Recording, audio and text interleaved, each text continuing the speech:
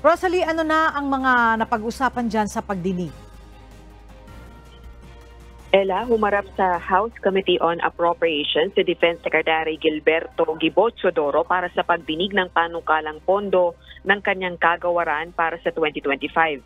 Sa pagdinig, nagpahayag ng pagtutol si House Assistant Minority Leader Arlene Brosas sa planong pagpapalawig ng Mutual Defense Treaty o MDT sa pagitan ng Pilipinas at Estados Unidos. Subalit paliwanag ni Defense Secretary Teodoro, pinag-aaralan pa lang ang planong pagpapalawig sa kasunduan. Anya, kailangang magkaroon ng mas malawig na scope o sakop ang naturang treaty para makatugon sa mga banta ng China ngayon, partikular na sa West Philippine Sea.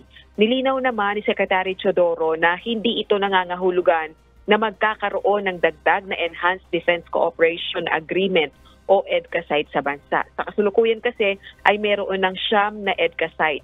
Layun-lan ang planong mapaigting pa yung defense posture ng bansa dahil nga tumitindi yung ginagawang agresyon ng China sa pinagtatalunang teritoryo. Nakakahalaga naman ang proposed budget ng Defense Department sa 254 billion pesos para sa susunod na taon. Balik sa iyo, Ella. Maraming salamat, Rosalie Coz.